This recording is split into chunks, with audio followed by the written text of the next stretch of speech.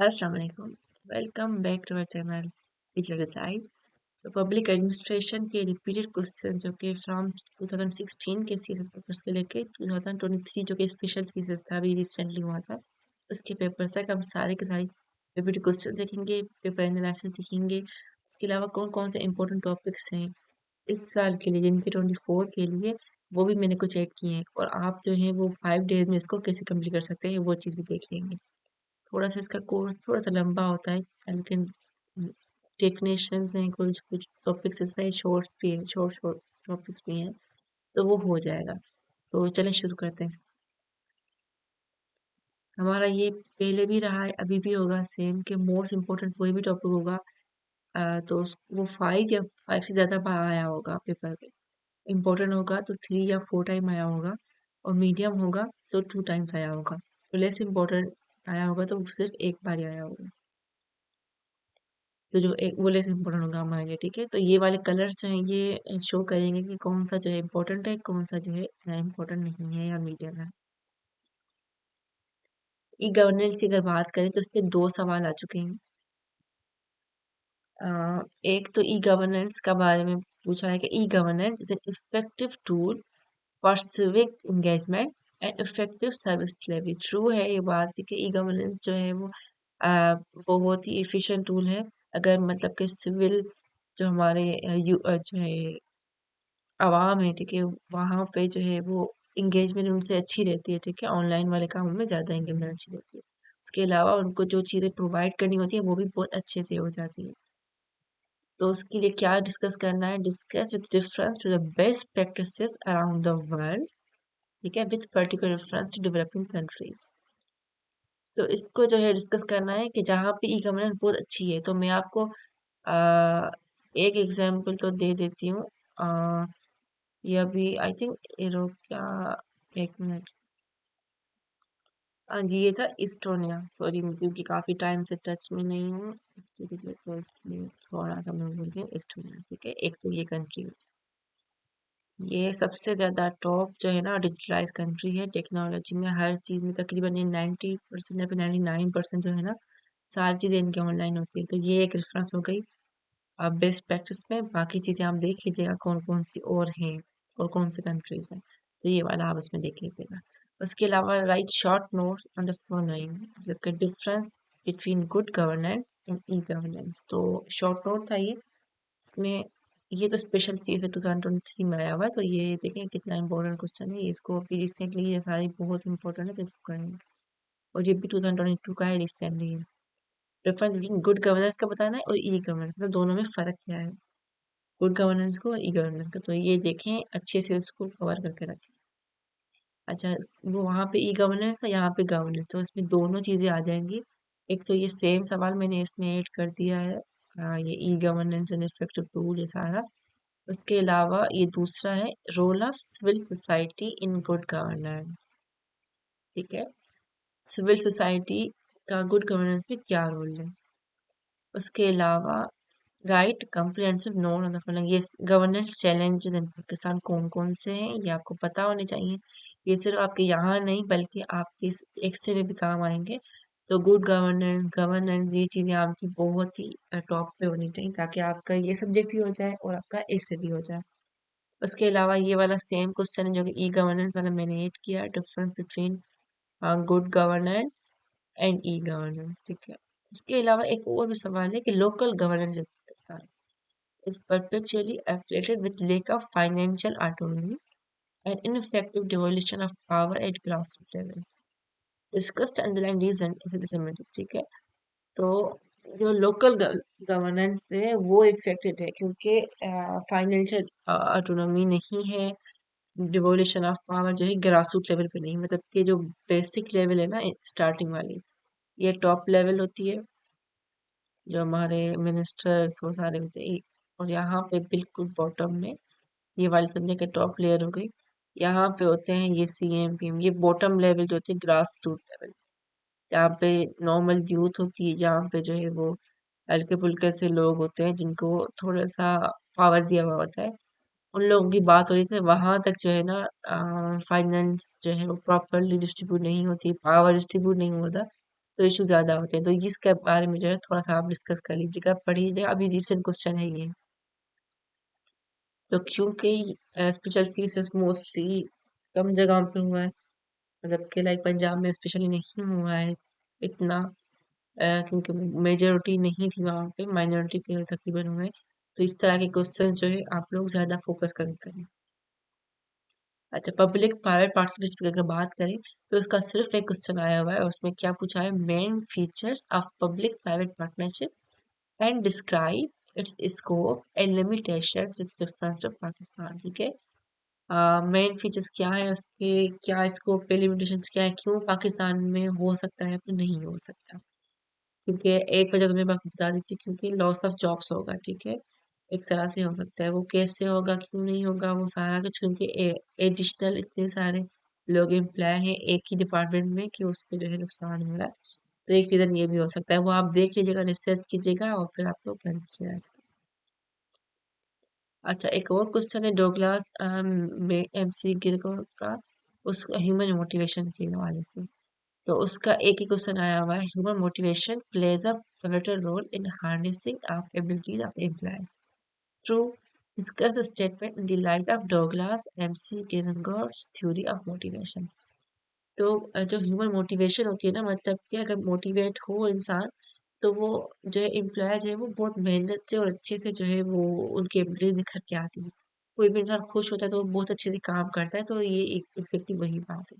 सो ये थ्योरी क्या कहती है, किस तरीके से ह्यूमन मोटिवेशन को जनरेट किया जा सकता है, किस तरीके से उसकी एबिलिटीज को जनरेट किया जा सकता है, ये सारा कुछ जो है आप अपने तरीके से बिल्कुल अच्छे से कीजिएगा। ये भी रिसेंटली ही आया हुआ है, पहले नहीं आया था।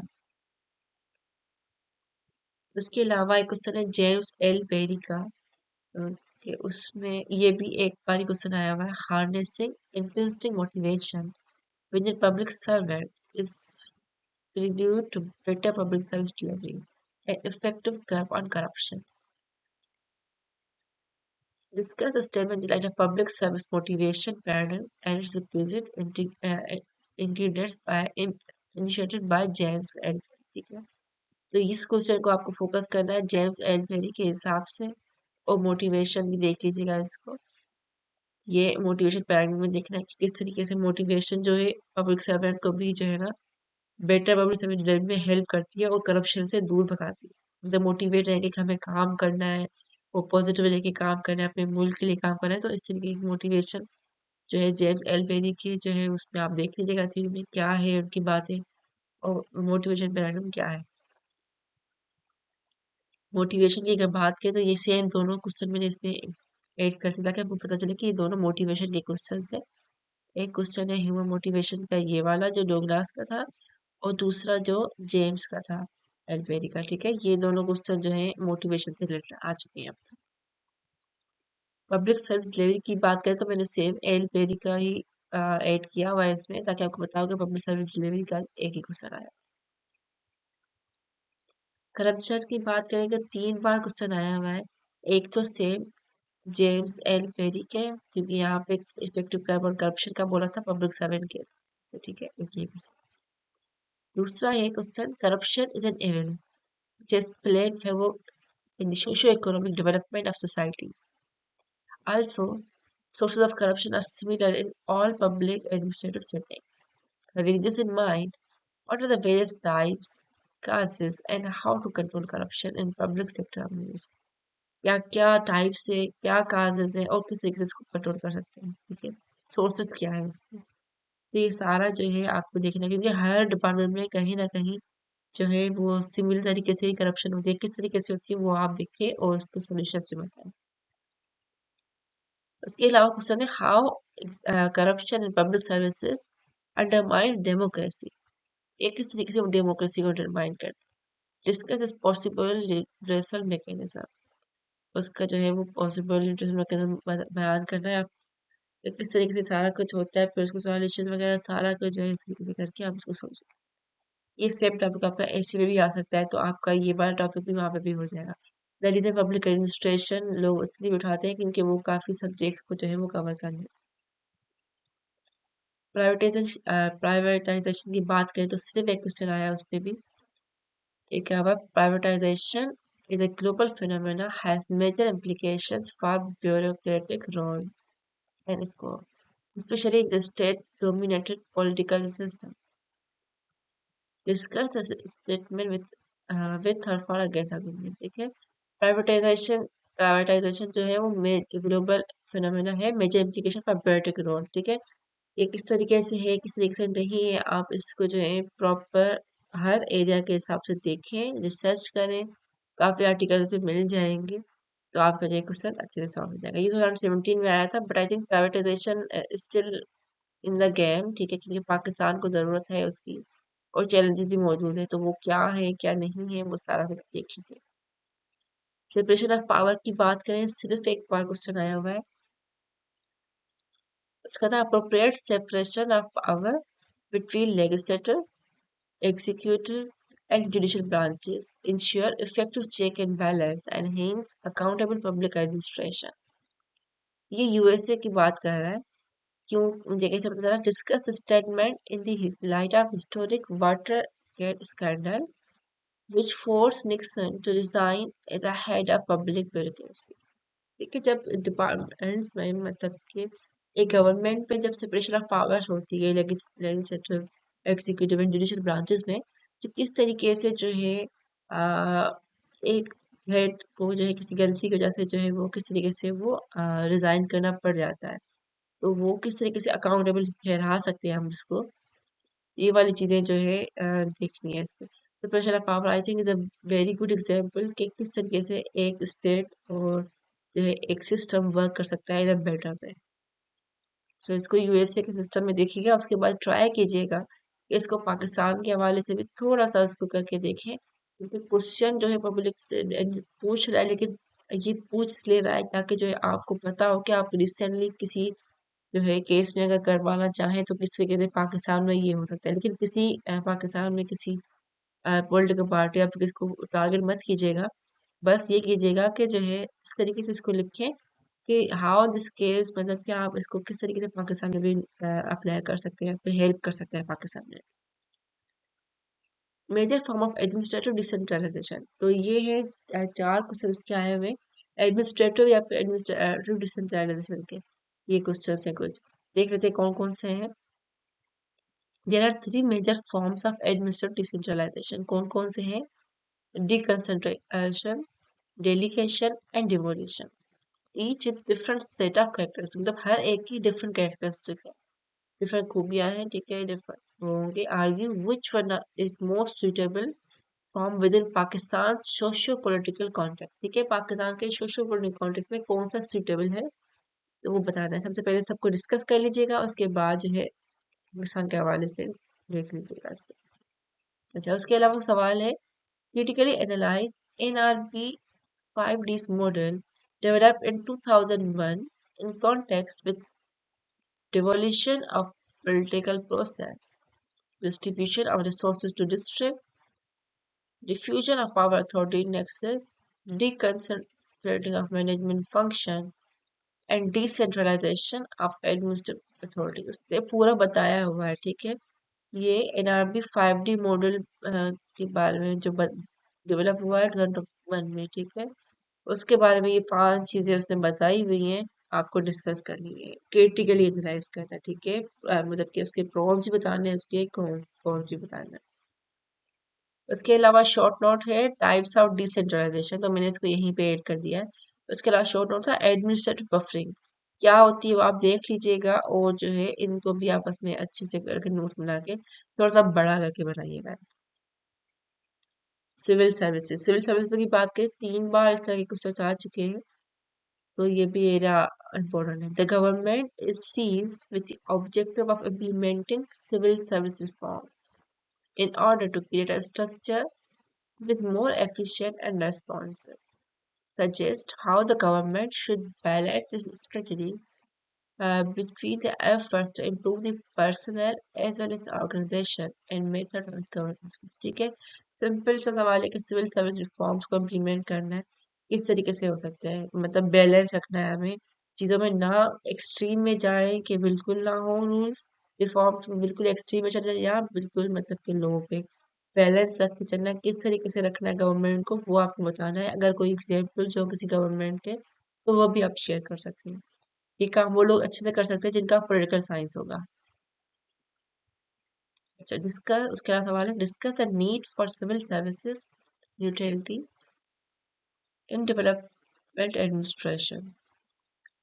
सिविल सर्विस न्यूट्रलिटी बतानी है कि डेवलपमेंट एडमिनिस्ट्रेशन में कौन सी जो है नीड है फॉर सिविल सर्विस न्यूट्रलिटी, ठीक है। Suggest measures for achieving and stretching इस प्रैक्टिकल एप्लीकेशन इन पाकिस्तान। तो उसके मेजर्स बताने के किस तरीके से ये चीज़ हम अचीव कर सकते हैं। सिविल सर्विस न्यूट्रल मतलब कि वो बिल्कुल न्यूट्रल होना चाहिए, सिर्फ जो है अपने काम से काम, यानी कि किसी इन्फ्लेशन जो है वो उसका फर्क ना पड़े उसको। उसके अलावा सवाल है, public officials at all levels have established processes to encourage more substantive forms of citizen engagement, ठीक है। Public officials at all levels has established process to encourage more, ठीक है। what is the citizen engagement, उसके अलावा बताना है कि give examples to these refers, what is the potential in your opinion for this refers to creatively meaning engagement, ठीक है। मतलब कि पब्लिक ऑफिशियल्स की एंगेजमेंट चाहिए सिटीजन के साथ, क्यों, ताकि जो है जितने इश्यूज हो वो रिजॉल्व हो सके, जितने मसले हैं पता चले क्या है, ठीक है। मतलब कि एक अगर पब्लिक ऑफिशियल और सिटीजन के बीच में जो एंगेजमेंट अच्छी होगी तो सॉल्यूशंस और मसले जल्दी हल होंगे। किसी को मसला नहीं, कोई मसला होगा किसी को पता ही नहीं होगा तो मसला हल कैसे होगा। तो आपको बताना ये कि किस तरीके से ये पोटेंशियल, कितनी पोटेंशियल है इसमें, एग्जाम्पल्स दें कुछ, और उसको जो है डिस्कस करें बहुत ही अच्छे से, एफर्ट्स दे बताएं कि किस तरीके से इसको मीनिंगफुल तरीके से कर सकते हैं। अच्छा, अप्रोचेस और मॉडल्स की बात करें, क्योंकि काफी सवाल इस तरीके से थे, बिल्कुल अलग अलग से थे, तो मैंने कोशिश की है कि उनको एक साथ लिखे ताकि जो है आपको डिफरेंस पता चल सके, इसलिए मैंने अप्रोचेस एंड मॉडल्स कुछ जो है इसमें ऐड कर दिए। जैसे कि एक है traditional manager approach to public administration, क्या करता है, stresses the need for rationality in decision making. उसके लिए क्या करना है, list and discuss the necessary steps be taken to develop a rational comprehensive model, ठीक है। रैशनल comprehensive model डेवलप करना है, and decision making also give a specific comprehensive logical critique of the same model, मतलब कि ये rational comprehensive model के बारे में किस तरीके से डिसीजन लेते हैं, वो ट्रेडिशनल अप्रोच क्या है एडमिनिस्ट्रेशन में, किस तरीके से वो सारा कुछ होता है, वो सारा इसमें डिस्कस करना है। उसके अलावा describe 4 basic stages in rational model of decision making and problem solving।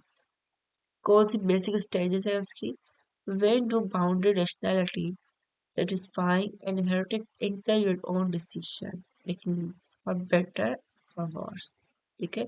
किस तरीके से ये सेटिस्फाइंग है और सारा कुछ है, वो सारा कुछ बताना है, आप इससे पूरा का पूरा अच्छा सा बड़ा सा क्वेश्चन बना के इसको करें।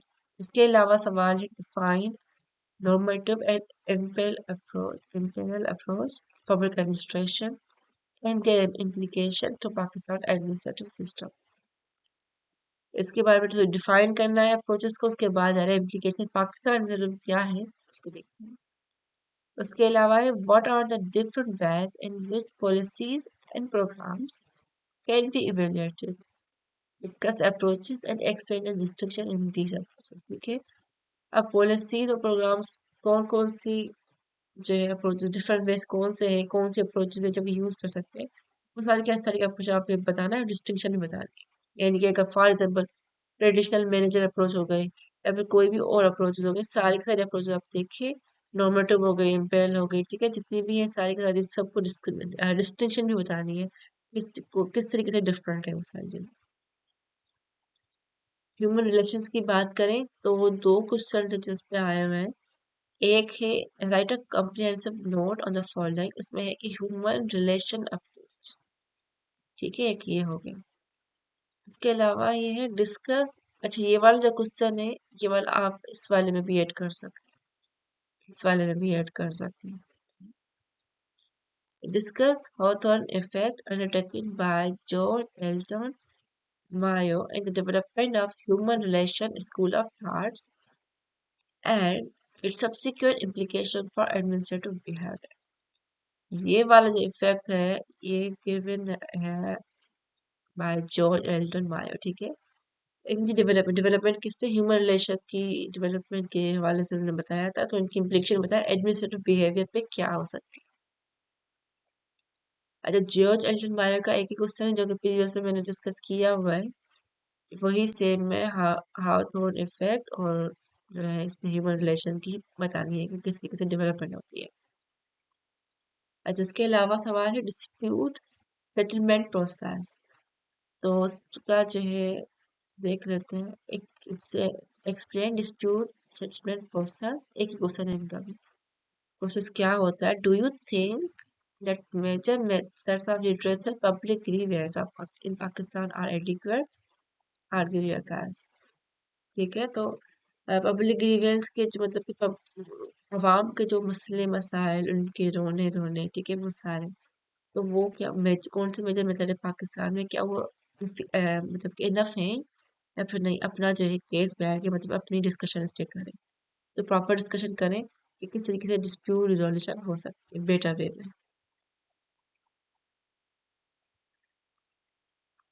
उसके अलावा ये वाला भी method to resolve public grievance एक ही सवाल था, सेम ही है ये प्रीवियस वाला, क्योंकि डिस्प्यूट रिजोल्यूशन प्रोसेस का था एक एरिया, तो और दूसरा पब्लिक ग्रीवेंस का था, तो मैंने इनको सेपरेट सेपरेट में रखा।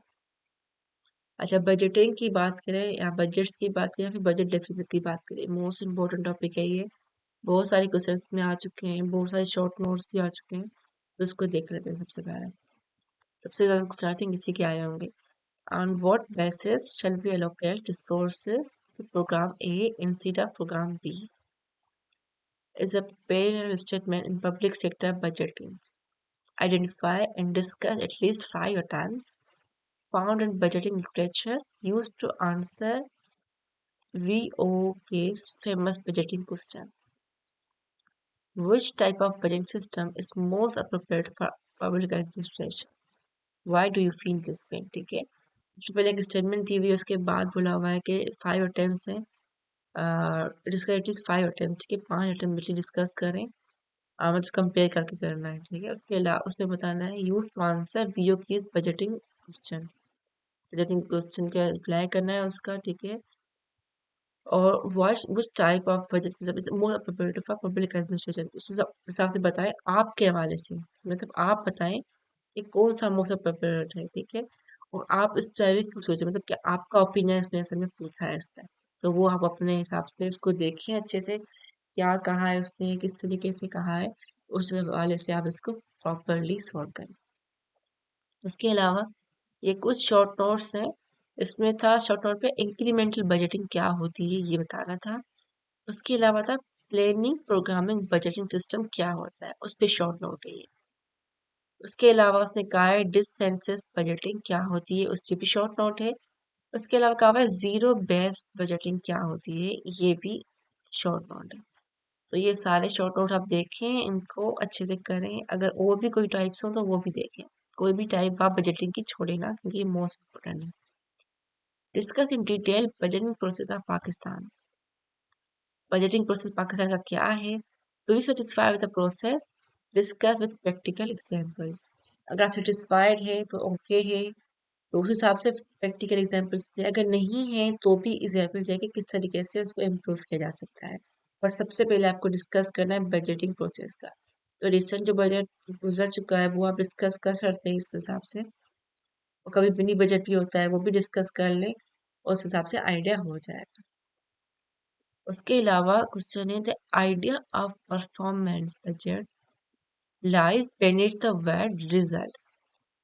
In the light of this statement, examine the elements of performance-based budgeting with reference to Pakistan.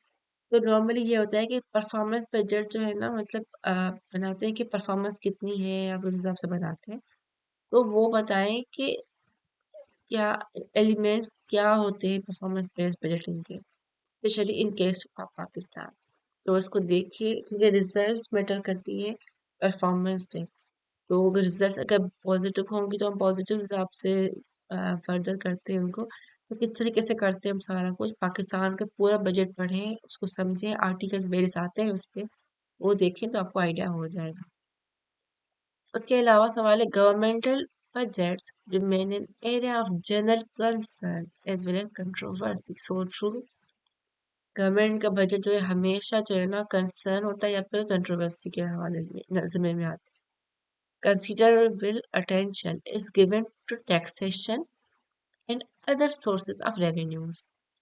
ठीक है, मतलब कि उस पे भी आप ध्यान रखें कि कंसिडर टैक्सेशन क्या फोकस करना है, उस हिसाब से वो भी देखें। उसके बाद देखिए कि उसके बाद करना क्या है असल में। Discuss federal budget process in Pakistan, paying special attention to its ability to find governmental activity and help to regulate economic business cycle। किस तरीके से होता है, सबसे पहले देखें जो जो ट्रू यही है कि कंसर्न होता है, इश्यूज होते हैं, स्पेशली हमेशा टैक्सेशन या फिर गवर्नमेंट के सोर्सेज रेवेन्यूज की बात करते हैं जब तो सवाल जैसे सारी की सारी चीजें आपकी होनी चाहिए आपके क्वेश्चन में। फिर डिस्कस करें कि डिस्कस करते समय करना क्या है, फेडरल बजट पाकिस्तान डिस्कस करना है, ऊपर वाली सारी चीजें देखे हुए अटेंशन स्पेशली किस पे देना है कि फाइन गवर्नमेंटल एक्टिविटी, क्या क्या गवर्नमेंटल एक्टिविटी होती है, किस तरीके से वो इकोनॉमिक बिजनेस साइकिल को रन करती है, रेगुलेट करती है। उसके अलावा सवाल है governmental budgets remain area of concern. एक मिनट देख, मुझे लगा ये रिपीट हुआ है। अच्छा ये देखिए, ये दो बार आया हुआ है, एक है 2016 में, एक है 2022 में, एग्जैक्ट सेम है, कुछ भी चेंजिंग नहीं है। So I think it's a big happy news की, मतलब ये रिपीट होते हैं क्वेश्चन, ठीक है, एग्जैक्ट है, मतलब एक एक वर्ड सेम है, तो अभी भी ये रिपीट हो सकते हैं क्योंकि इश्यूज तो अभी भी सेम ही है। तो यस, ये दो सेम क्वेश्चन है, एग्जैक्ट सेम है। A great deal of political debate is the last two decades has a great deal of political debate in the last two decades have focused on strategies to control federal budget deficit। देखिए मतलब काफी 20 सालों से, दो ticket decades का मतलब है 10 साल, तो दो डिकेट्स की मतलब 20 सालों से यही इशू डिस्कशन चल रही है, मतलब के फेडरल बजट डेफिसिट को किस तरीके से कंट्रोल किया जाए। तो फिर उसने पूछा है असल में सवाल, why is this an important issue for government, मतलब क्यों एक इशू है, and what is have employed for government to manage this deficit. देखिए मतलब कि 20 सालों से ये डिस्कशन चल रही है कि फेडरल बजट को हमें बजट डेफिसिट खत्म करना है, कम करना है। अ, क्यों ये एक इम्पोर्टेंट इशू गवर्नमेंट के लिए और किस तरीके से ये एक्चुअल में किया जा सकता है, मैनेज करती है और गवर्नमेंट किसी किसी यूज भी करती है पॉलिसीज को। यहाँ तक डिस्कस कर लें एग्जाम्पल्स के साथ, ठीक है। उसके बाद आप उसको अगर फर्दर भी मतलब कि बढ़ाना चाहें क्वेश्चन को, तो आप उसमें सॉल्यूशन बता सकते हैं कि फर्दर वो क्या कर सकते हैं, क्योंकि ये सवाल पूछने का मकसद ही ये है कि आप उसके फर्दर बताएं कि किस तरीके से जो है और काम कर सकते हैं इस पे, क्योंकि इश्यू तो अभी भी इश्यू ही है। अच्छा, वेबेरियन मॉडल की बात करें तो दो क्वेश्चन इस पे आए हुए हैं। एक तो स्पेशल सीएसएस 2023 में आ चुका है। Discuss the shift in the theory and practice of public administration from traditional Weber model to neo-liberal marketing model, ठीक है। ये है स्पेसिफिक थ्योरी की बताना है, प्रैक्टिस थ्योरी और प्रैक्टिस दोनों में शिफ्ट इन द थ्योरी में किस तरह से शिफ्ट आया हुआ है from traditional Weber model to new liberal market based model, ठीक है। ये चेंज हुआ है पब्लिक एडमिनिस्ट्रेशन में, किस तरीके से हुआ है वो आप डिस्कस करेंगे इसमें। सबसे पहले ये भी आपको पता होना चाहिए ये वाला मॉडल कौन सा है और फिर ये मॉडल कौन सा है, फिर आप उसमें डिफरेंस और चेंज देख सकते हैं। इसके अलावा discuss the similarities and differences between the Veberian character model, scientific management, and the principles approach to studying public organizations, ठीक है। सिमिलरिटीज और डिफरेंसेस बताने हैं। उसके बाद describe the basis of each theory, इसकी तीन थ्योरी चाहिए, and its impact on the development of public administration, और फिर बताना है कि बेसिस क्या है ईच थ्योरी की, उसके इम्पैक्ट्स क्या है एडमिनिस्ट्रेशन, ठीक है, development of administration, public administration. उसके बाद अगेन एक क्वेश्चन और ऐड किया उन्होंने, also explain why critics contend these theories are not in tune with the practice of Pakistan abroad।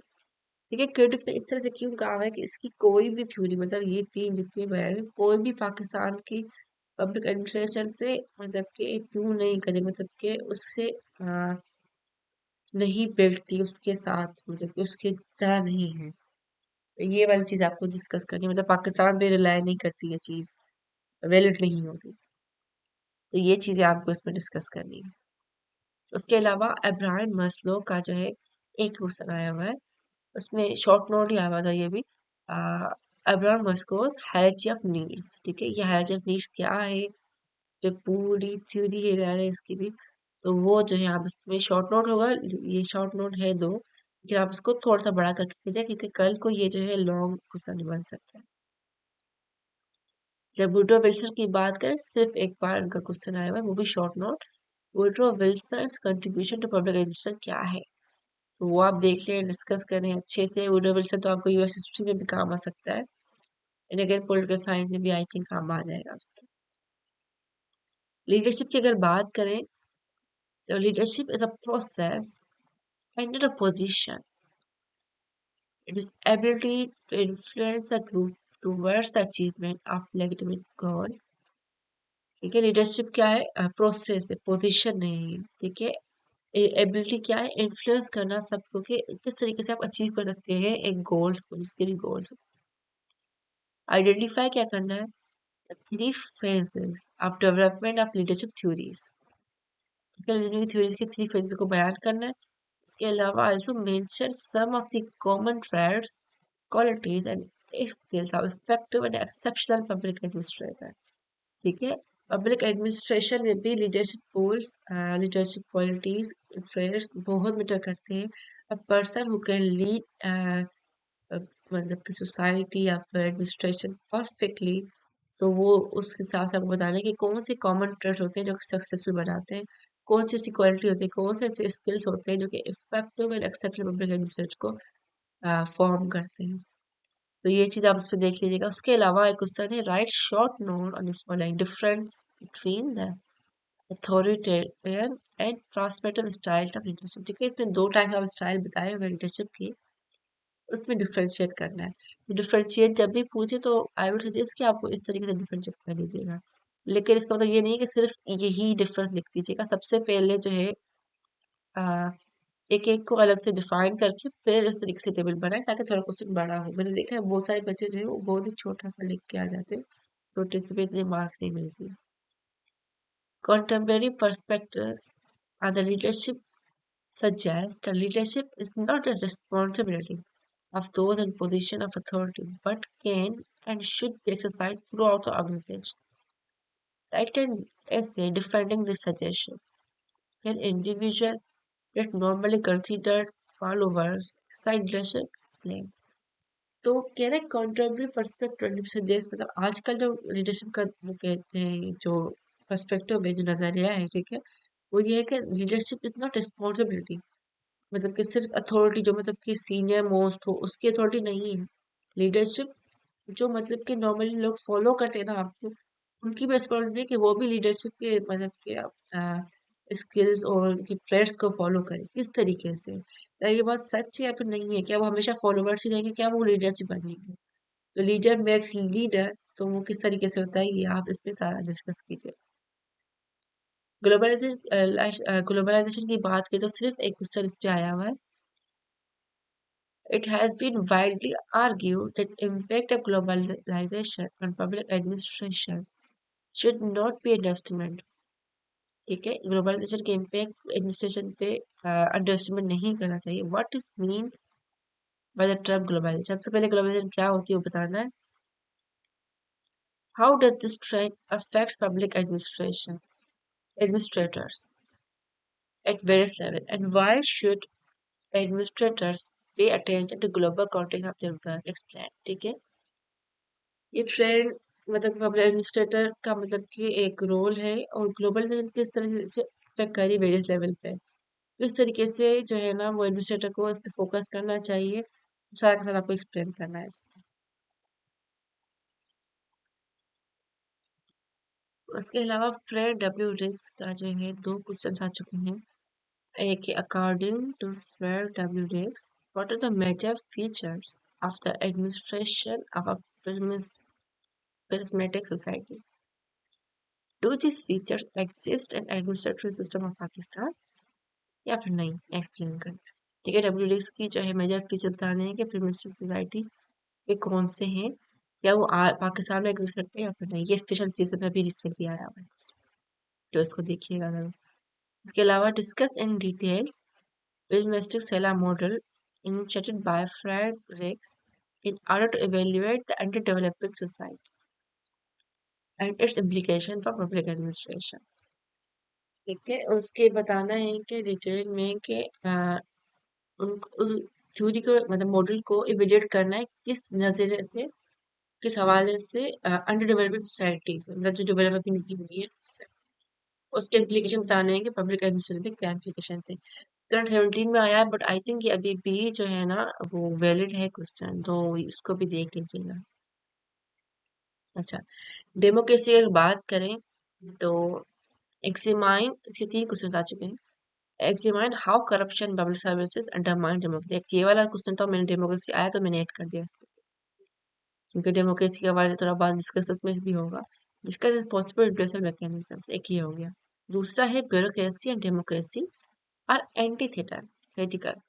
Bureaucracy is hierarchical, elites, specialized, and informed, while democracy is communal, pluralist, generalized, and ill-informed. सारा कुछ नहीं बताया, मैं बस आपको discuss करना। Discuss this statement, keeping in the view of one term of expectation in Pakistan and the reality of civic culture। ठीक है, तो ये सारा आपको जो है पहले वो चारों चीजें उसने बोली हुई है, आपको उसको वाकई बोलना है कि वाकई में एंटीटिकल है या नहीं है, एंटीटिकल। तो उसके बाद बताना है कि पाकिस्तान का व्यू और सिविक कल्चर रियलिटी क्या है।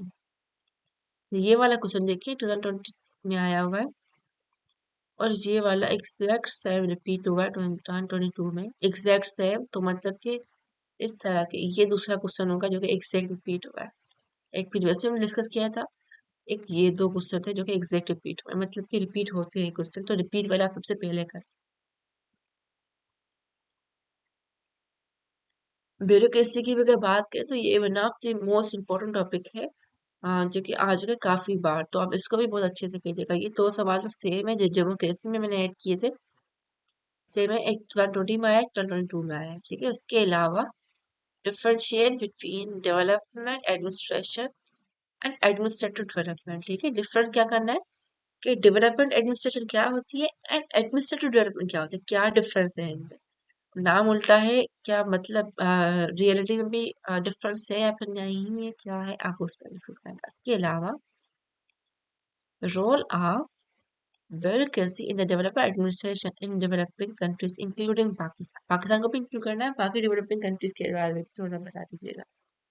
ब्यूरोक्रेसी का क्या रोल है इन डेवलपमेंट एडमिनिस्ट्रेशन, मतलब कि इस वाला एरिया का, सॉरी ये वाला। ठीक है, इस सवाल से बता रहा है पाकिस्तान और बाकी कंट्रीज। इसके अलावा क्वेश्चन है there is a point of view given by some scholars that traditional bureaucratically organized public administration is broken and inefficient, and consequently public has lost faith in government institutions। तो ये कह रहे हैं कि जो पुराने मतलब के तरीके थे ब्यूरोक्रेसी के, ट्रेडिशनल मेथड्स, वो जो है ना अब इनएफिशिएंट हो गए हैं, पब्लिक का उन पे जो है भरोसा भी उठ गया है। और अब जो है ये ना, the image of both federal and public government is fair badly, मतलब कि लोगों की नज़र में इमेज जो है फेडरल गवर्नमेंट हो, प्रोविंशियल गवर्नमेंट हो, उनकी नज़र में इमेज खराब है उनकी, कि मतलब पुराने वही मेथड यूज करते हैं। सजेशन देनी है how to improve the system.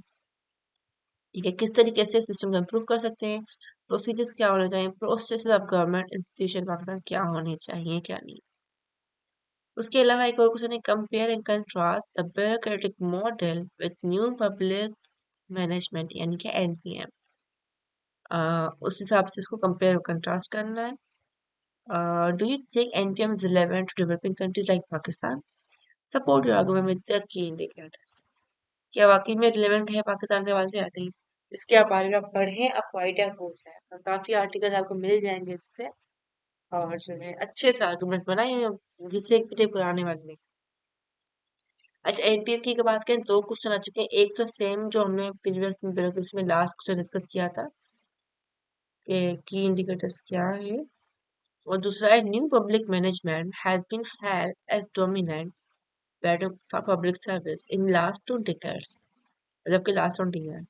In your opinion, how viable NPM या फिर new public management for developing countries taking into account the distinct and complex environment for public sector in such countries, ठीक है। Dominant भी हो गया है ये वाला जो न्यू पब्लिक मैनेजमेंट सिस्टम है, किस तरीके से है किस तरीके से नहीं है, डेवलपमेंट कंट्रीज पे में किस तरीके से होता है, अ, क्या उनके मतलब कि डिस्टिंक्ट चीजें हैं, कौन सी कॉम्प्लेक्सिटीज है, क्या नहीं क्या नहीं, सब कुछ जो है आप उसमें डिस्कस करें।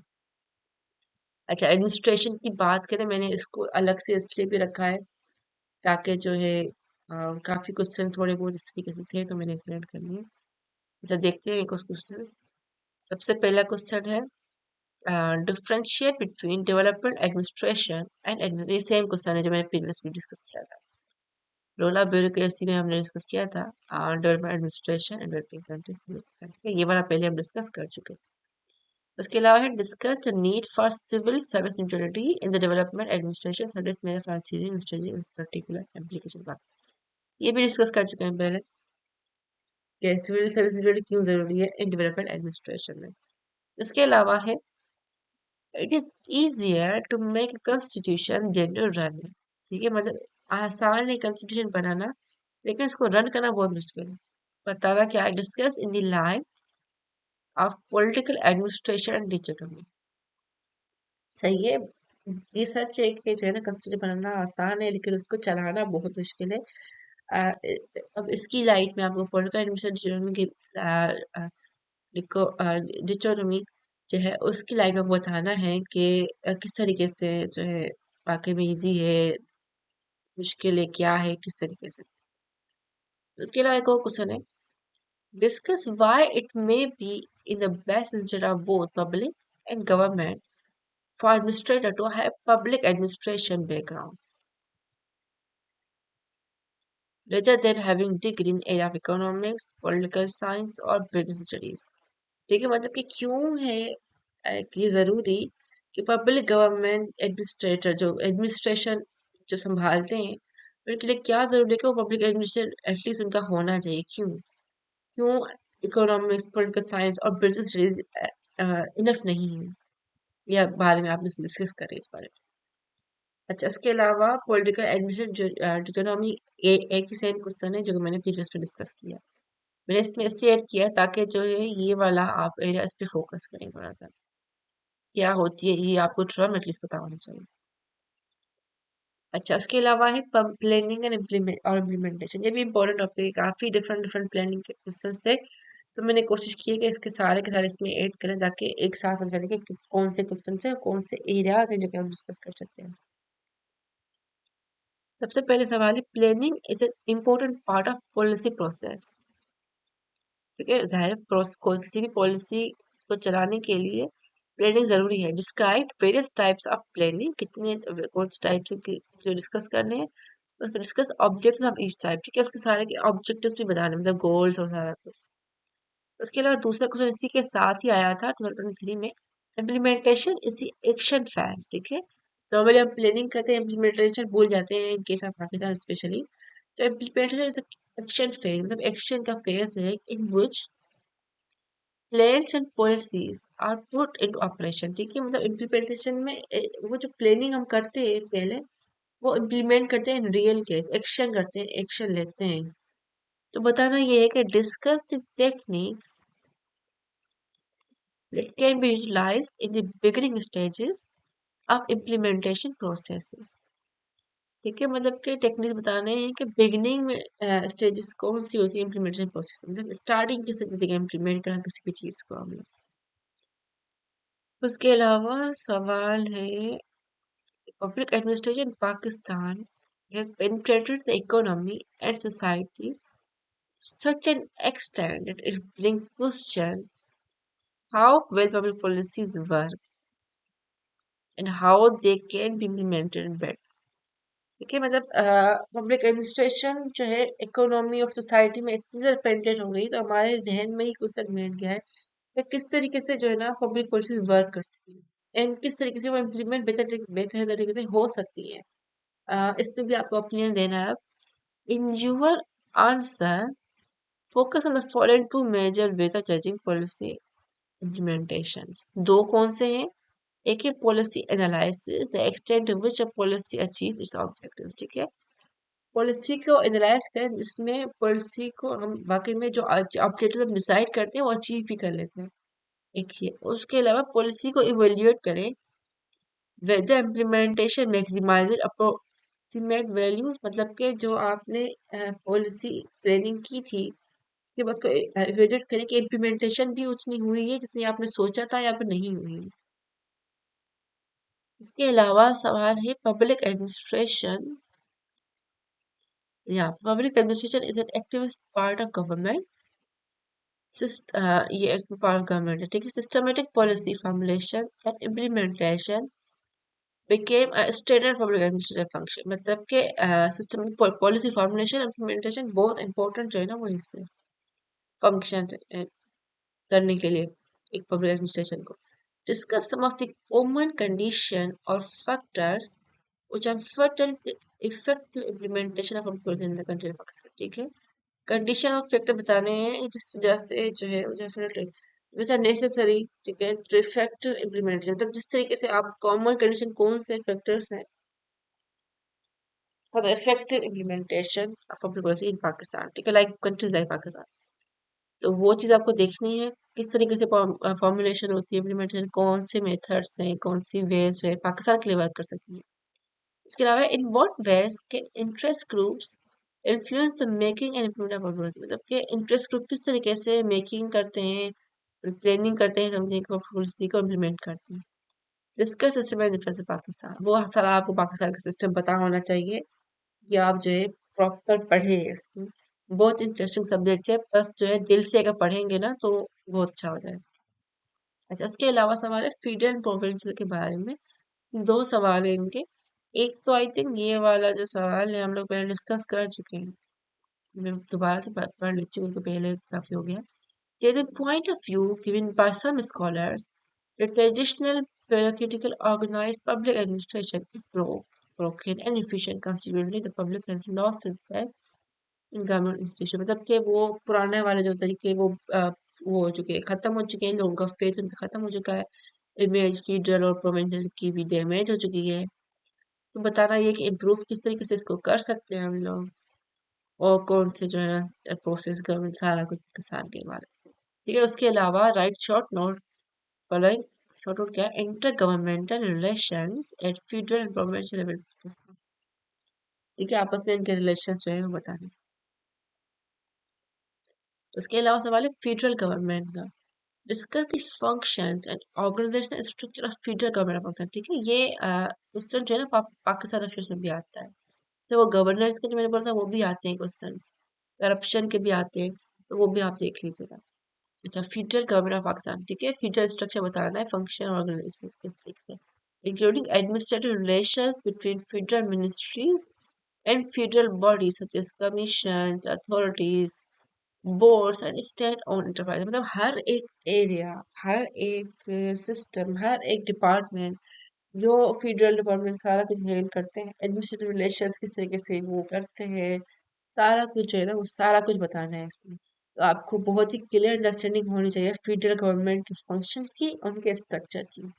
इसको आई वुड से कि विथ हार्ड पढ़ें, ये क्वेश्चंस जो है काफी जगहों पे आते हैं, करंट अफेयर भी कभी कभार आ जाता है, कभी कभार पाकिस्तान अफेयर में भी आ जाते हैं इस तरह के क्वेश्चन। तो इनको अच्छे से करके अगर आप ये क्वेश्चन यहाँ पे अच्छे से पढ़ लेते हैं तो वहां पे आप बहुत ही अच्छा क्वेश्चन लिखेंगे और बाकी से आपके मार्क्स काफी अच्छे हो जाएंगे। इसके अलावा क्वेश्चन है मार्केट फेलियर का, सिर्फ एक क्वेश्चन है इस पे। इसके अंदर discuss in detail the four classical types of potential market failure and provide example of each type. ठीक है, फोर क्लासिकल टाइप बताने हैं पोटेंशियल मार्केट फेलियर कौन से, हर एक टाइप के साथ एक एक एग्जांपल दें। आई वुड सजेस्ट 2 से 3 एग्जांपल देते हैं, बहुत अच्छा क्वेश्चन हो जाएगा इस तरीके से। What is the relevance of the concept of market failure to government intervention in economy? ठीक है, रिलेवेंस बतानी है कि कॉन्सेप्ट मार्केट फेलियर का कॉन्सेप्ट है टू गवर्नमेंट इंटरवेंशन, मतलब गवर्नमेंट जब इंटरवेंट करती है इकोनॉमी तो किस तरीके से होता है फेलियर, से रिलेवेंट है उसको एक्सप्लेन करना है। उसके अलावा ये मिसलीनियस कुछ क्वेश्चन हैं, आई थिंक कोई 11 या 13 क्वेश्चन होंगे जो मुझे नहीं लगा कि किसी भी एरिया में फिट हो रहे, तो फिर मैंने इनको यहीं पे ऐड कर लिया है, डिस्कस कर दें इनको भी। अच्छा, today Pakistan, today public administration in Pakistan seems to be in a state of prolonged and slow-moving crisis, seemingly lacking coherent paradigm and conceptual framework. Discuss the statement with argument for and against. मतलब दोनों area बताने हैं कि crisis में है, क्या चीज lake कर रही है, क्या चीज नहीं कर रही है, या फिर अगेंस्ट से बोले कि नहीं है, बिल्कुल ऐसे चल रहा है, दोनों चीजें जो है बताना है। ये इसमें और नहीं, ये एंड है, मतलब दोनों चीजें डिस्कस करनी है। अच्छा, एक और क्वेश्चन है, public sector innovation creates value for society. ठीक है, पब्लिक सेक्टर में इनोवेशन अगर करते हैं तो वैल्यू क्रिएट करते हैं, इधर थ्रू न्यू और इम्प्रूव प्रोसेसेस और सर्विसेज, या फिर आप न्यू इनोवेशन न्यू चीजें लेके आए, या फिर जो है प्रोसेस जो प्रीवियस है उनको इम्प्रूव कर लें, दोनों में ही जो है बेहतर होता है, मतलब वैल्यू एड करते हैं। Discuss factors which hamper procedural innovation in public sector in Pakistan। ठीक है, फैक्टर्स बताने which hampers procedural innovation, तो किस तरीके से इनोवेशन फैक्टर्स, कौन से जिससे इनोवेशन हो सकती है पब्लिक सेक्टर इन पाकिस्तान में स्पेशली। उसके अलावा शॉर्ट नोट था सोशल पॉलिसी पे, उसको डिस्कस करना है आपको। उसके अलावा शॉर्ट नोट था साइंटिफिक मैनेजमेंट पे, उसको डिस्कस करना है। शॉर्ट नोट था theory and X X and Y motivation, ये वाले जो है ना आप मोटिवेशन में ऐड कर लीजिएगा उसको, ठीक है। क्योंकि ये वाला जो है ना मोटिवेशन लिखा, मैंने इसको थोड़ा सा ध्यान से पढ़ा नहीं था, तो ये वाला जो मोटिवेशन वाला एरिया है ये आप उसमें ऐड कर लीजिएगा। आई थिंक ये जो है यहाँ से एक क्वेश्चन निकल गया है। उसके अलावा सिंपल सा सवाल है ये तो, डिफाइन पब्लिक एडमिनिस्ट्रेशन क्या होती है, उसके रिलेशन से बताना है कि पॉलिटिक्स एंड पब्लिक एडमिनिस्ट्रेशन में डिफरेंस क्या है, रिलेशन बताना है इनका, ठीक है। उसके अलावा सवाल है, इस public interest only a simple summation of private interest? Argue in the light of theory of John Rawls। ये वाली चीज, जॉन रॉल्स का मुझे शायद ऐड कर लेना चाहिए था अलग से, लेकिन मैं नाम ही अभी पढ़ रही हूँ। खैर, ये आप जो देख लीजिएगा, ये जॉन रॉल्स का जो है ये अ, सवाल है, लाइट थ्योरी है इनकी, इनके बारे में बताना है। उस हिसाब से इस स्टेटमेंट को जो है आप डिस्कस करेंगे। उसके अलावा है, explain the similarities and differences between Hersey and Blacard's suggestional theory and House goal theory, house path house path goal theory। ठीक है, what do you think is appropriate for contribution Pakistan and why? ठीक है, एक ये, दो, तीन, ठीक है, ये डिस्कस करने तीन चीजें इसमें। उसके बाद पाकिस्तान की बारी आई कि कौन सी पाकिस्तान के लिए सही है, कौन सी नहीं है, और क्यों, रीजन भी देना है, फिर बताना नहीं है। Stress how the strategic management process has evolved, also discuss the opportunities and constraints on collaborative approach to an effective strategy development and its implication। Strategic management किस तरीके है इवॉल्व हो चुकी है, मतलब किस तरीके से इवॉल्व हो, सवाल है। इसके बाद बताना है कि अपॉर्चुनिटीज क्या है, कंस्ट्रेंट्स क्या है कोलैबोरेटिव अप्रोच के, टू मेक इफेक्टिव डेवलपमेंट। ठीक है, इसको इम्प्लीमेंट कैसे करना है, इम्प्लीमेंटेशन पे फोकस ज्यादा है क्योंकि implementation is the core of everything. इसके अलावा सवाल, discuss the role of government in HRM at enterprise level, elaborate की challenges in public sector enterprise in Pakistan and way forward. HRM का डिस्कस करना है, फिर की चैलेंज बताना है पाकिस्तान के सेक्टर पब्लिक सेक्टर एंटरप्राइज। ठीक है, उसके अलावा शॉर्ट आउट अगेन एक है पब्लिक बिजनेस री इंजीनियरिंग का, ये देख लीजिएगा। उसके अलावा ये in spite of numerous advantage of social audit, its arrangement has been mostly ineffective because there is no legal provision of punitive action। Comment, ये स्टेटमेंट है, इसको आप जस्टिफाई करना है, रिलेटेड टू सोशल ऑडिट है ये, ठीक है। इसके अलावा शॉर्ट नोट है, मैनेजमेंट बाय ऑब्जेक्टिव्स और एमपीओ, शॉर्ट नोट है, इसको भी आप अच्छे से देख लीजिए आप किस तरीके से। अच्छा, समरी में देख लेते हैं, ये चार क्वेश्चन से जो मोस्ट इम्पोर्टेंट एरिया थे चार, अ, ये इम्पोर्टेंट है 7, मीडियम है 7, और इस इम्पोर्टेंट है 15, ये है 13। ये काफी ज्यादा क्वेश्चन है, 46 एरियाज है, क्योंकि ये डिफरेंट डिफरेंट एरियाज है। तकरीबन आप अगर रिलेट करेंगे ना तो ये एक जगह पे आ जाएंगे। लेकिन थोड़ी थोड़ी सी चीजें, क्योंकि छोटे छोटे टॉपिक है बहुत ज्यादा है, तो फिर शॉर्ट नोट आ जाते हैं अक्सर। तो थोड़े से बड़े हैं लेकिन कर सकते हैं इसको। इसको अगर हम 5 में कर लें, कंसिडर करें इसको, 46 नहीं 50 कर लें, ठीक है, आसानी हो जाए। 5 आफ्टर इन ठीक है, 10 टॉपिक अगर पर डे पे करें तो हो सकता है। एक यहाँ से कर ले, यहाँ से एक, यहाँ से एक, ठीक है, इस तरीके से हो जाए। इंपॉर्टेंट टॉपिक में कहूंगी कि एक ही करें पर डे पे, ठीक है। बाकी जो है आप यहाँ से इस तरीके से करके यहाँ पे कहीं पे, क्योंकि शॉर्ट नोट्स हैं, 3 कर लें, ये 2 कर लें, इस तरीके से 2 कर लें, 10 हो जाएंगे। ये देखिए 5 और ये 10 हो जाएंगे, इस तरीके से हो सकते हैं, ठीक। या फिर आप इनको ज्यादा कर लें, इनको कम कर लें, ठीक है, इस तरीके से भी कर सकते हैं। लेकिन कोशिश करें मोस्ट इम्पोर्टेंट जो है वो एक करें दिन में, और बाकी जो है लेस इम्पोर्टेंट है वो करें, ताकि ऐसा ऐसा चलता रहे, मतलब लेस इम्पोर्टेंट भी रहने नहीं चाहिए। जितने भी एटलीस्ट पास पेपर में आए आपके वो कवर होने चाहिए। अच्छा, वैसे तो पब्लिक एडमिनिस्ट्रेशन मेरा सब्जेक्ट नहीं था, मैंने फिर भी कोशिश की है कि आपको एनालिसिस करने का वो समझ आ जाए। ये मैंने गेस्ट पेपर भी उसका बनाया है, क्योंकि मुझे जो कुछ लगते हैं कि करंट हिसाब से, टेक कंट्रीब्यूट टाइप के हिसाब से, मैं उस हिसाब से आपको बताती हूँ गेस। ये गेस इस हवाले से है कि जो अभी इश्यूज चल रहे हैं ना, उस हिसाब से मैं एड करती हूँ हर पेपर में। इवन जो मैंने आईआर के 2 एरिया पेपर्स अभी स्पेशल सीजन वाले में ऐड किया था गेस्ट पेपर, उसमें भी इसी तरीके से था कि जो रिसेंट इश्यूज है ना, मैंने वो वाले उठाए हुए हैं, ताकि वो वाले आपके कवर होने चाहिए। अगर आपके ये सीएसएस में नहीं आते तो आपके जो प्रोविंशियल एग्जाम होते हैं उसमें जरूर आ जाएंगे इस तरह के क्वेश्चंस। तो आप थोड़ा सा इसको देख लेते हैं।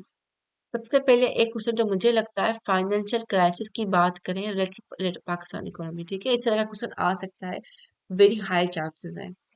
और दूसरा क्वेश्चन है बजटिंग या फिर बजट डेफिसिट की अगर बात करें, तो आई थिंक मोस्ट इम्पोर्टेंट है ये क्वेश्चन। अभी भी इश्यूज है पाकिस्तान के बजट डेफिसिट के बहुत सारे हैं, तो इस तरह के क्वेश्चन आ सकते हैं इस दफा भी। ये कैसे बने 2024 का सही है, क्योंकि जब तक ये चीजें रिलेवेंट होंगी तब तक ये चांसेस होंगे कि आ सकती है। इसके अलावा गवर्नेंस, ई गवर्नेंस और गुड गवर्नेंस, ठीक है, ये मोस्ट जो है ना इम्पोर्टेंट टॉपिक होते हैं हर सब्जेक्ट में, जहाँ पे भी ये कहीं ना कहीं ये इन्वॉल्व होता है। ऐसे हो गया आपका पाकिस्तान अफेयर्स हो गया, इवन करंट अफेयर्स में भी, और ये पब्लिक एडमिनिस्ट्रेशन हो गया आपका, ठीक है, वहां में भी हो सकता है। आई थिंक पॉलिटिकल साइंस में भी काउंट हो सकता है। तो यस, ये हर जगह पे इम्पोर्टेंट क्वेश्चन है, कहीं में भी आ सकता है, तो आप इस टॉपिक को नहीं छोड़ेंगे। उसके अलावा सिविल सर्विस रिफॉर्म्स जो हैं, ये वाला भी इम्पोर्टेंट है। ये सिर्फ यहाँ पे नहीं, ये इस्लामियात में भी इम्पोर्टेंट हो सकता है, और पाकिस्तान अफेयर्स में भी।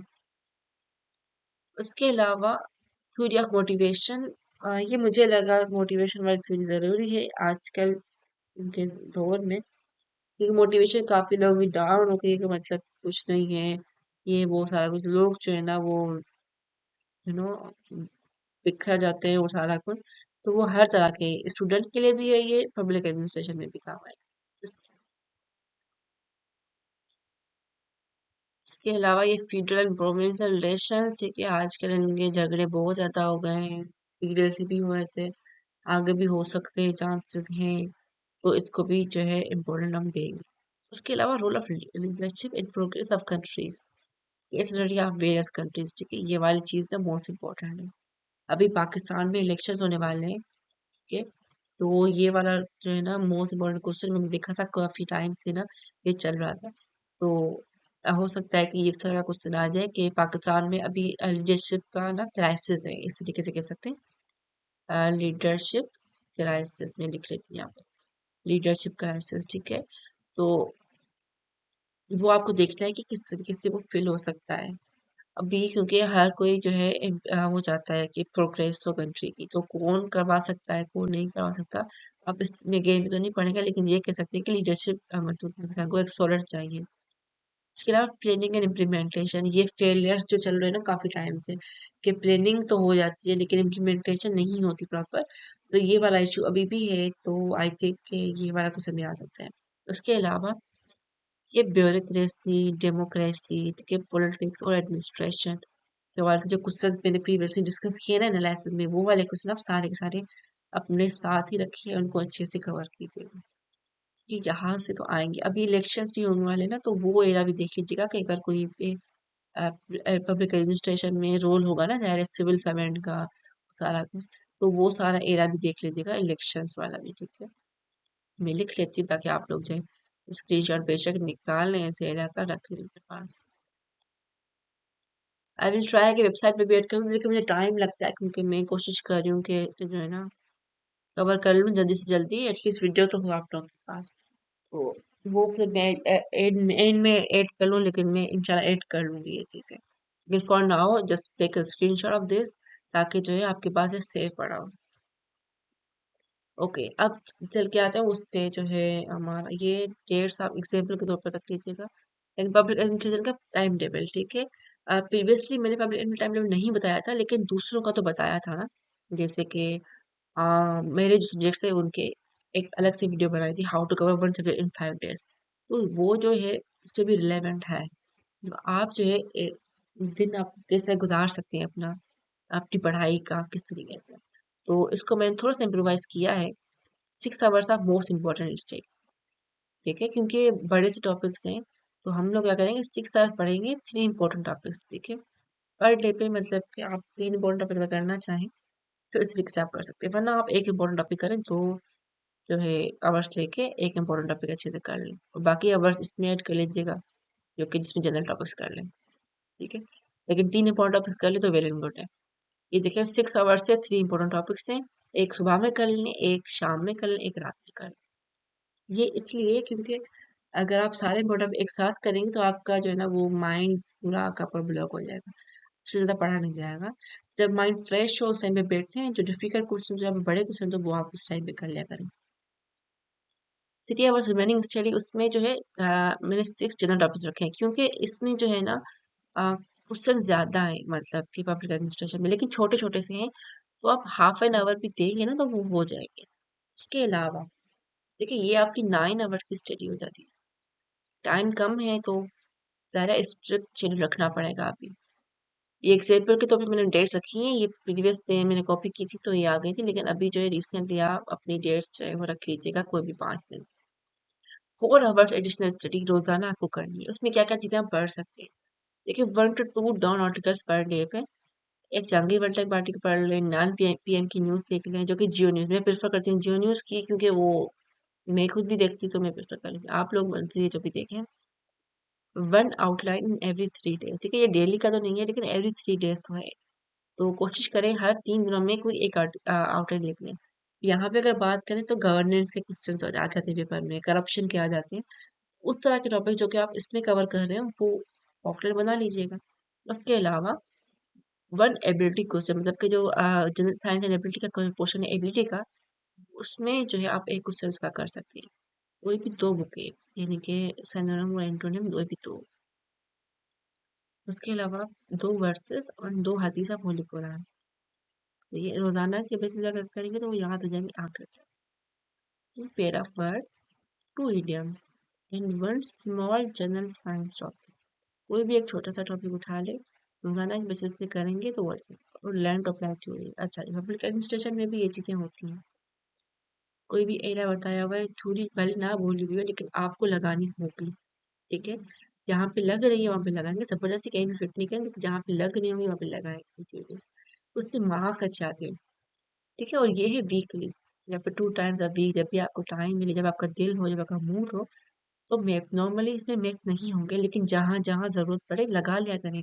ये तो देखिए यहाँ पे किस तरीके से मैं लगाऊंगा, मैं ही आपको एग्जाम्पल देती हूँ। फेडरल और जो है ना उसमें प्रोविंशियल में इश्यूज चल रहे होते हैं ना, फेडरल को यहाँ पे मार्क कर लें, जो लिखते हैं आप फेडरल है, ये बाकी प्रोविंसेस को भी मार्क कर लें, इस तरीके से करके सारा। और जो है इस तरीके से योगा इसमें बन जाएगा, मतलब आपको पता होना चाहिए इस्लामाबाद कहाँ है, आपको पता होना चाहिए सिंध कहाँ है, बलूचिस्तान कहाँ है। तो उससे एग्जामिनर को जो है वो थोड़ा सा मतलब कोशिश करें जहाँ पे बन सकता है ना बनाए, मार्क्स लानी है हमें। उसके अलावा बजटिंग वाला भी आ जाता है ना जब क्वेश्चन, तो यहाँ पे बजट फीडर का कितना है, प्रोविंसेस का कितना है, इसका कितना है, ये आप कर सकते हैं।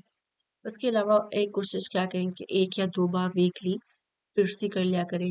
मैं कहूँगी अल्टरनेट कर लिया करें, एक दिन फिर कंपोजिशन का फिर ट्रांसलेशन, फिर कंपोजिशन का फिर ट्रांसलेशन, ठीक है। इसके अलावा 5 कोर्स होनी चाहिए, 5 case studies and 5 case practical. ये आप जब पढ़ेंगे तो आपकी कोर्स भी निकल के भी आएंगी। तो आप वो अपने साथ जो है वो साथ में, मैं प्रेफर नहीं करूँगी आप रजिस्टर बनाए, मैं कहूँगी पेपर से बनाए, और पेपर्स को किसी फाइल में ऐड कर लीजिएगा। उससे एक चीज़ होगी कि आपकी चीज़ें हैंड नहीं होंगी। आप रजिस्टर बनाएंगे ना, तो रजिस्टर कोई उठाता नहीं है फिर बाद में, कोई नहीं उठाता एग्जाम्स के टाइम। पेपर्स होंगे ना तो छोटे छोटे पेपर्स होंगे, आप कहीं भी लेके इजीली जा सकते हैं।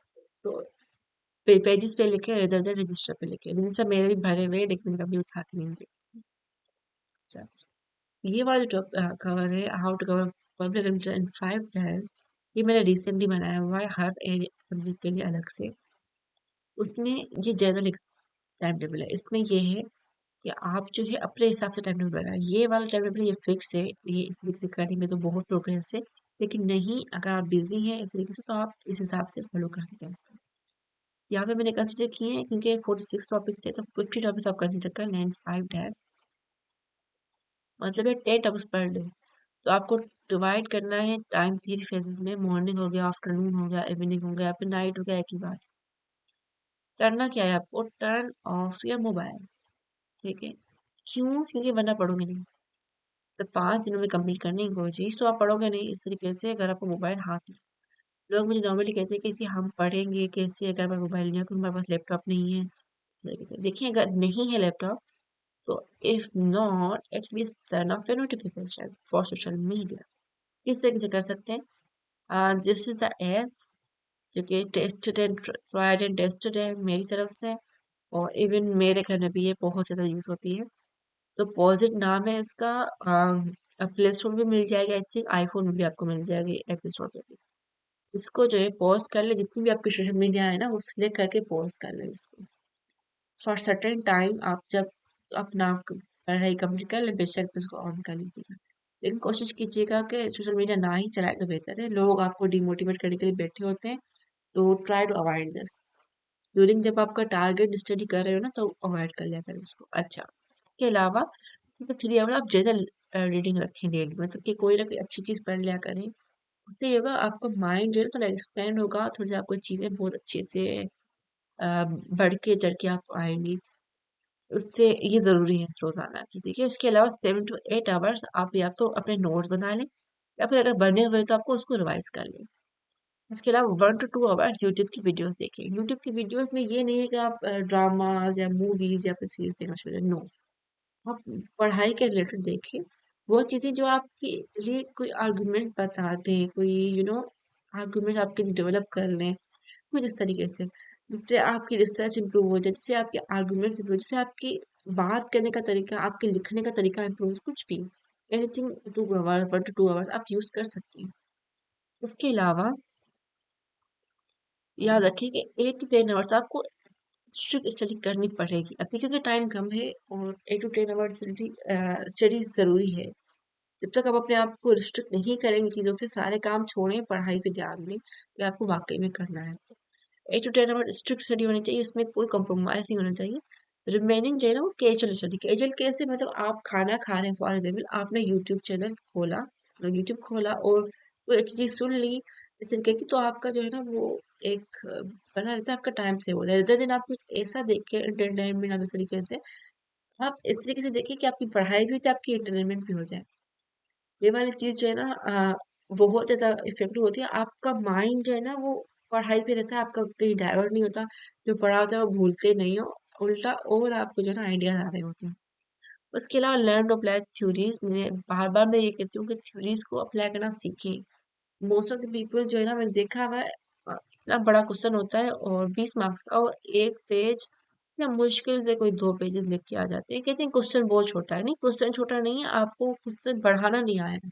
आप क्वेश्चन बढ़ाना सीखिए, क्वेश्चन को थ्योरीज लगाएं, एग्जाम्पल्स लगाएं, मैप्स लगाएं, कोट्स लगाएं, बहुत सारी चीजें फैक्ट्स लगाएं, डायग्राम्स बनाएं, लेकिन नहीं एक पेन से लिखेंगे। अच्छा, मैंने काफी लोगों को देखा है मार्कर्स होंगे उनके पास, ब्लैक पेन होंगे, लेकिन यूज करेंगे सिर्फ एक पेन, वो होगी ब्लू, वो भी बाल पेन। सो इस तरीके से ना कर, स्पेशली बॉयज अपनी जो है ना वो सालों की मेहनत को जाया ना करें सिर्फ एक पेन से। एग्जामिनर को देखेगा ही नहीं, वो मार्क्स क्या देगा। मेरा दिल नहीं करता ऐसी कॉपीज पढ़ने का जिसमें सिर्फ एक पेन हो, तो एग्जामिनर का क्या दिल करेगा। तो कब को बनाएंगे ना तो अच्छा हो जाए। अच्छा, उसके अलावा map, diagram, facts and quotes. Yes, ये वाली चीजें भी आप जो है देखें, डायग्राम बनाएं और ये सारा कुछ करें। उसके अलावा कुछ चीजें, पेपर की प्रेजेंटेशन बहुत इंपॉर्टेंट है।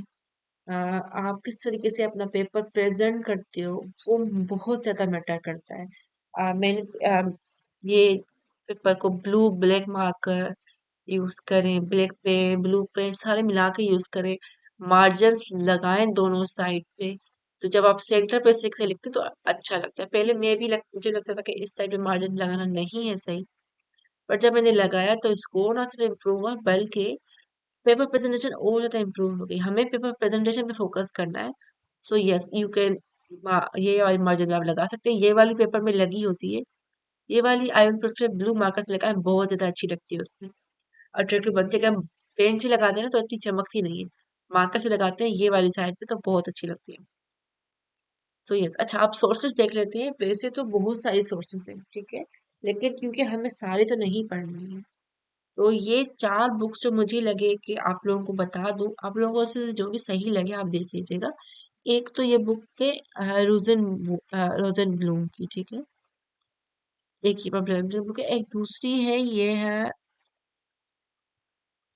आई थिंक डेन हार्ट की ये बुक है, डेन हार्ट, ये मैं बता डेन हार्ट।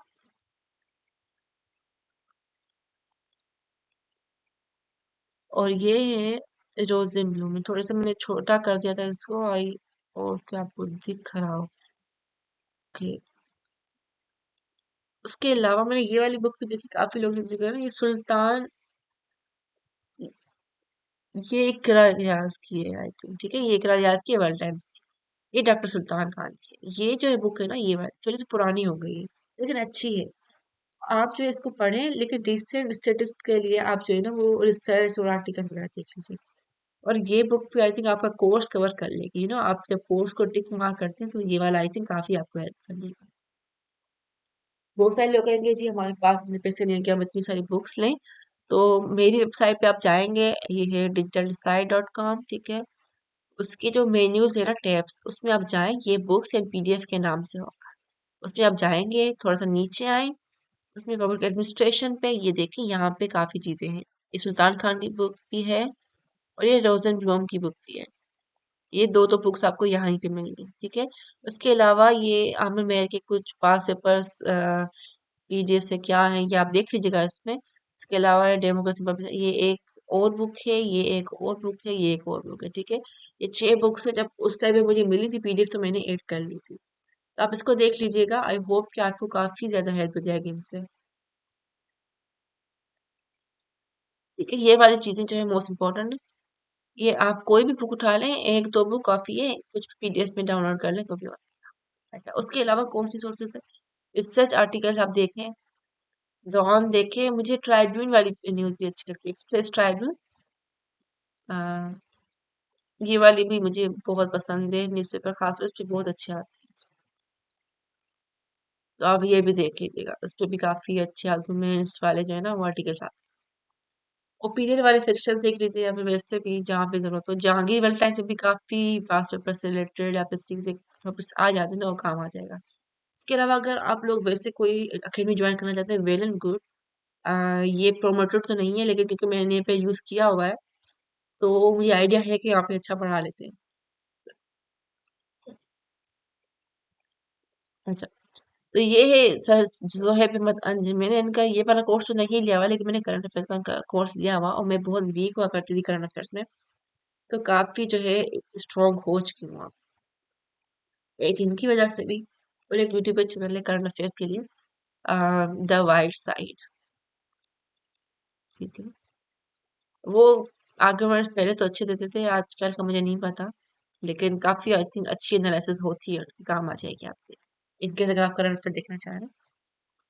ऑनलाइन कोर्सेज का ये देख लीजिएगा, 9,000 का इनका है, पर इनका आता रहता है ना कोई, मतलब कि ऑफर आती होती है। हाँ, शायद अभी न्यू ईयर की ऑफर आई हुई हो, देख लीजिएगा अगर है कोई तो, ठीक है। कभी आती है कि 2 कोर्सेज ले ले, एक कोर्स फ्री, या फिर कम प्राइसेस में भी आ जाती है चीजें, तो वो आप देख लीजिएगा, ज्वाइन करना हो तो बेशक कर लीजिएगा इसको। That's it for this video, I hope कि आपको हेल्पफुल लगे ये वाली वीडियो भी। आप प्लीज़ कोशिश करें कि ज़्यादा से ज़्यादा मेहनत करें and don't forget to subscribe our channel. Thank you.